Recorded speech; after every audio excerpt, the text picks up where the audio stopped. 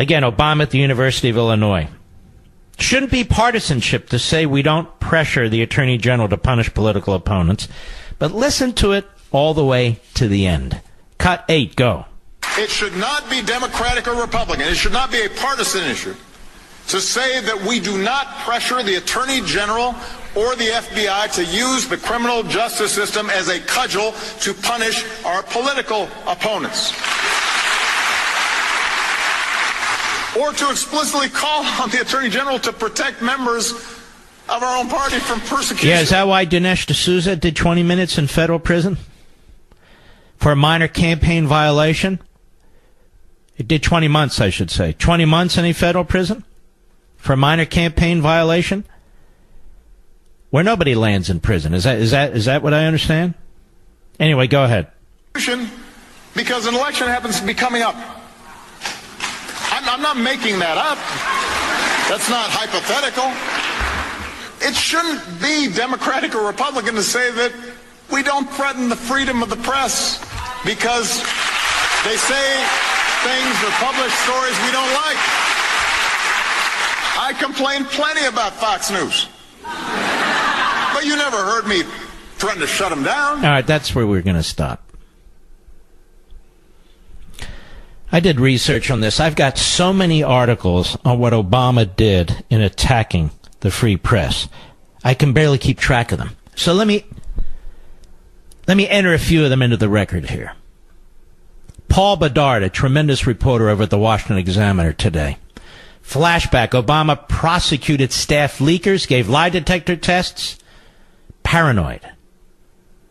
Should President Trump need a model to use to track down leakers inside his administration? What does it have to, stay with me, like the anonymous insider who challenged his authority in the New York Times op-ed, he need go no further than the Obama administration that prosecuted leakers and shut out the media.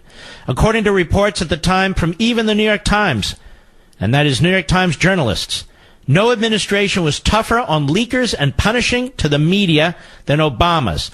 A saga reinforced by reporters who have called Trump's team more forthcoming.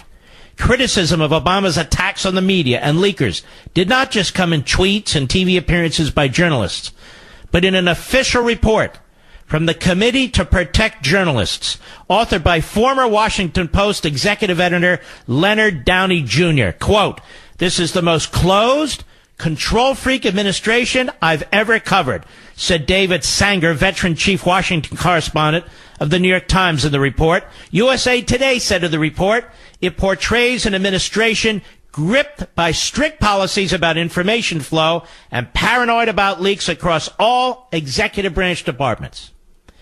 It detailed prosecutions and even the use of lie detectors on staffers. Some have encouraged Trump to use lie detector tests on his staff, something he has so far ignored. While Trump has ripped leakers and the anonymous Times writer of being cowards and traitors, it was Obama who took the war to a higher level by targeting staff and reporters while also cutting out the media to promote its story via social media. The administration's war on leaks, I quote, and other efforts to control information are the most aggressive I've seen since the Nixon administration, when I was one of the editors involved in the Washington Post investigation of Watergate. The 30 experienced Washington journalists at a variety of news organizations whom I've interviewed for this report could not remember any precedent, wrote Downey in the report that was criticized by Obama officials. In fact, the campaign was so aggressive, it even had a name, said the report. Quote, the Insider Threat Program, unquote. Said the 2013 report, again I quote, the Insider Threat Program being implemented through the Obama administration to stop leaks, first detailed by the McClatchy newspaper's Washington Bureau in late June, has already created internal surveillance, heightened a degree of paranoia in the government, and made people conscious of contacts with the public, advocates, and the press, said a prominent transparency advocate, Stephen Aftergood, director of the Government Secrecy Project at the Federation of American Scientists in Washington, which is a hardcore left-wing group. Employees at some 16 intelligence agencies face questions about leaking during lie detector tests. and the new Inspector General for the intelligence community, with jurisdiction over all its agencies, would investigate leak cases that had not produced prosecutions by the Department of Justice to determine what alternative action should be taken, added the report.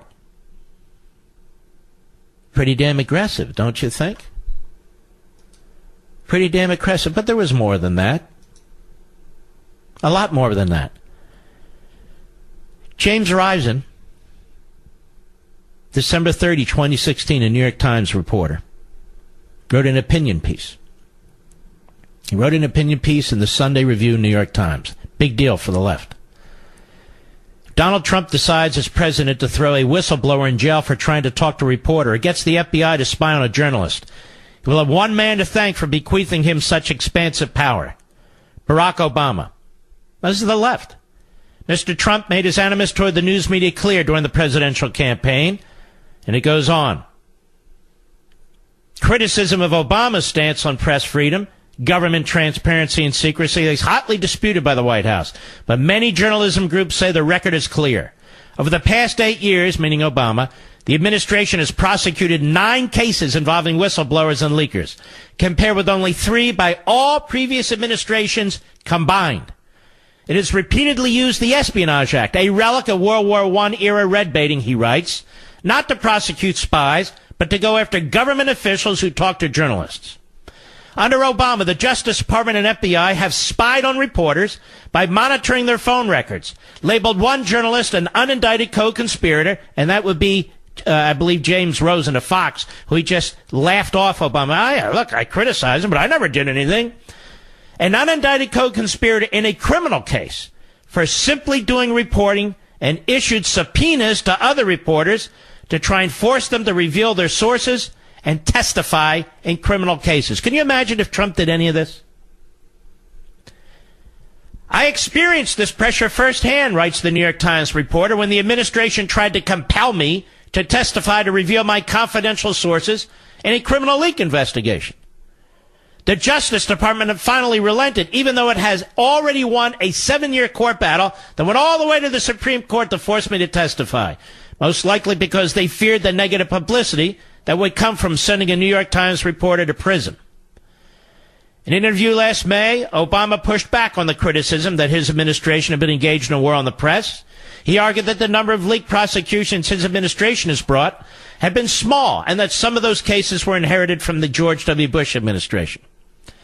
But critics say the crackdown has had a much greater chilling effect on press freedom than Obama acknowledges.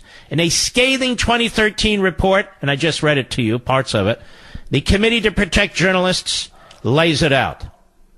When Mr. Obama was elected in 2008, press freedom groups had high expectations for the former constitutional professor, particularly after the press had suffered through 8 years of bitter confrontation with the Bush administration. But today, many of those same groups say Mr. Obama's record of going after both journalists and their sources set a dangerous precedent, and it goes on. And it gives numerous examples. No, Obama said that he never said the press is the enemy of the people. It sure seems that way, doesn't it? Action speaks louder than words, I believe. And only a few journalists, so-called, have been willing to speak out about this. A very few, quite frankly. And I'm looking right here. One moment here. Yeah. And there are examples I haven't even touched on. The Associated Press reporters had their cell phones surveilled. James Rosen, who I just spoke about, reporter for Fox, he had his cell phone calls intercepted. And by the way, that included his parents. This is the problem with Obama. This is the problem. And by the way, not just with Obama. This is the problem with the autocratic left. Everything is to be seen through the eyes of government. The economy, social welfare, the culture. The government must intervene. The government must be ubiquitous. That's not what the Constitution says. The Constitution says the opposite. It says the opposite. And here's the deal. The bigger the government gets, the more all people are threatened. All people are threatened. I have a number of you who listen to this program regularly. Got a buddy out there by the name of Stephen. I want to recommend that he read my book, Ameritopia, at least the first 2 chapters. Read the first 2 chapters. I'll be right back. Mark Levin.